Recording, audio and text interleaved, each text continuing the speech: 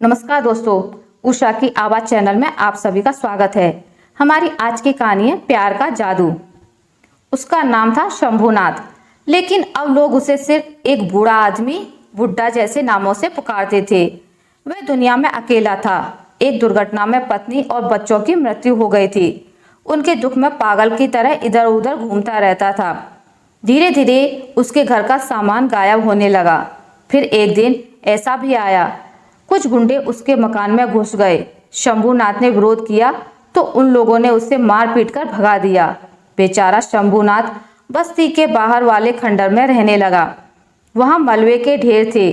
लोग घरों का कूड़ा वहां फेंक देते थे। एक दिन खूब पानी बरसा।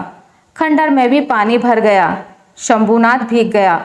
उसे उम्मीद थी कि कोई तो उससे कहेगा, आओ बाबा, हमारे घर में आ जाओ। पर शंभूनाथ की सुध किसी ने नहीं ली।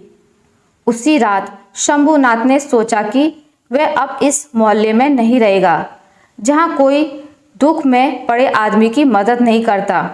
वह वहां से चल दिया। भटकता भटकता जंगल की तरफ बढ़ गया। चलता गया। शंभूनाथ थककर एक पेड़ के नीचे बैठ गया।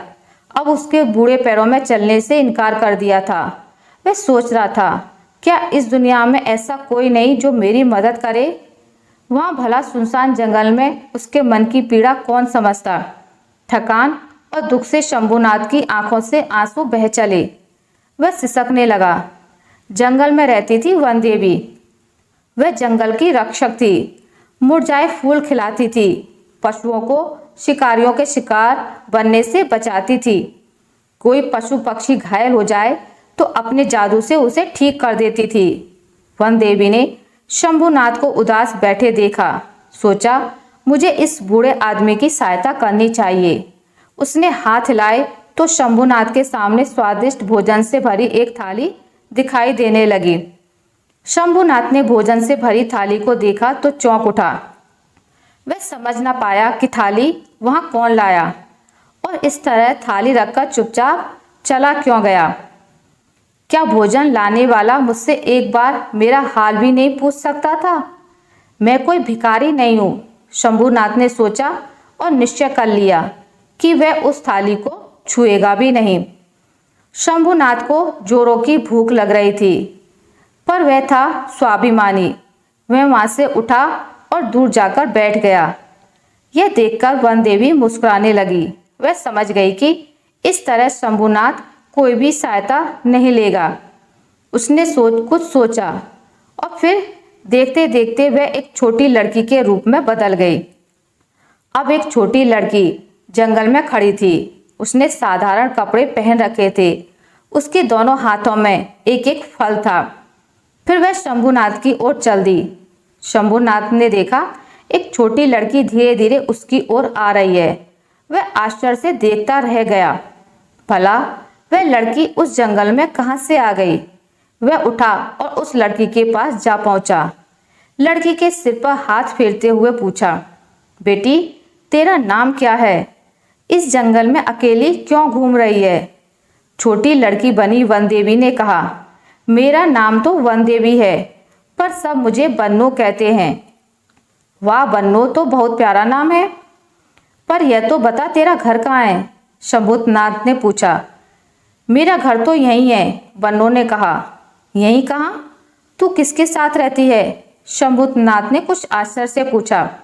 फिर बोला, बेटी, जंगल में अकेली घूमना ठीक नहीं। चल, मैं तुझे तेरे घर पहुंचा दूं। शंभूनाथ ने वन देवी का हाथ पकड़ लिया। वन देवी कैसे बताती कि वह सचमुच कौन है? वह चुप खड़ी रही। उसकी चुप्पी से शंभूनाथ कुछ और ही समझा। उसे लगा यह लड़की अनाथ है, अकेली है, कोई इसकी देखभाल करने वाला नहीं है। उसने कहा, बेटी, मैंने पूरी बात समझ ली है, कोई फिक्र नहीं, मैं तो हूं, तुम मेरे साथ रहेगी आज से। वन देवी मन ही मन मुस्कुराने लगी। वाह, मैं तो इसे दुखी जानकर मदद करने आई थी, पर यहाँ तो यह बेसहारा बूढ़ा खुद मेरी ही मदद करने को तैयार है। तभी आकाश में बादल घिर आए, बिजली चमकी और तेज बारिश होने लगी। शंभूनाथ को अपनी नहीं, बन्नो की चिंता होने लगी। उसने झट अपना कुर्ता उतारा और बन्नो के बदन पर लपेट दिया। कहने लगा, यह तो गड़बड़ हो गई। यहाँ तो कोई जगह भी नहीं है जहाँ बारिश से बचा जा सके। चलो किसी घने पेड़ की तलाश करें, उसके नीचे कुछ तो रक्षा होगी बारिश से। और शंभुनाथ बन्नों का हाथ थामकर तेजी से चलने लगा। वन देवी ने देखा शंभुनाथ बारिश में भीग गया था। एकाएक उसने कहा, बाबा वह देखो, वहाँ एक गुफा है। शंभुनाथ ने बन्नों की बताई दिशा में देखा। सामने एक गुफा दिखाई दे रही थी। वह झटपट बन्नों को लेकर गुफा में पहुंच गया। बन्नों ने उसका कुर्ता वापस देते हुए कहा, बाबा इससे पहन लो, तुम बीमार हो जाओगे। मुझे अपनी नहीं तेरी चिंता है। भला तू जंगल में अकेली कैसे रहेगी? यहाँ शेर चीते हो सकते हैं, सांप निकल सकते हैं। ना, मैं तुझे यहाँ नहीं छोड़ूंगा, तुझे कहीं और ले जाऊंगा। कहाँ ले जाओगे बाबा? बन्नों ने पूछा। वन देवी को शंभुनाथ की बातों में आनंद आ रहा था। कहीं भी, मैं मेहनत मजूरी करूंगा, पर तुझे कोई तकलीफ नहीं होने दूंगा। वन देवी सोच रही थी, कैसा विचित्र मनुष्य है। यह दुनिया से दुखी होकर जंगल में भूखा प्यासा भटक रहा है, पर एक अकेली लड़की को देखकर चिंता कर रहा है और अपने सारे दुख भूलकर उसके लिए कुछ भी करने को तैयार है। ऐसा पहली बार हुआ था कि कोई आदमी वन देवी की सहायता करने की बात करे। अब तक तो वन देवी ही दुखियों की सहायता करती आई थी। उसका मन करुणा से भर उठा। कितना भोला भाला और अच्छा इंसान है। इसके मन में दूसरों के लिए कितना प्यार है, पर इसके जीवन में कितना दुख है। बारिश रुक गई। शंभुनाथ बन्नों का हाथ पकड़े हुए गुफा से बाहर आ गया।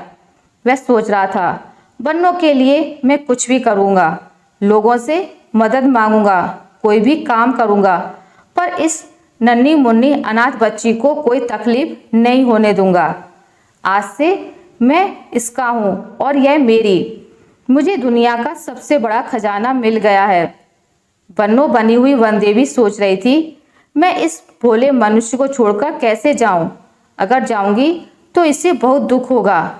और वन देवी ने निर्णय किया, वह बन्नों के रूप में शंभुनाथ के साथ रहेगी और उसे कोई कष्ट नहीं होने देगी। वह सोच रही थी, शंभुनाथ के प्यार का जादू तो मेरे जादू से भी बड़ा है। शंभुनाथ ने देखा बन्नों चलती चलती मुस्कुरा रही थी। वह भी हंस पड़ा। आज वह बहुत खुश था। उसे किसी से कोई शिकायत नहीं थी।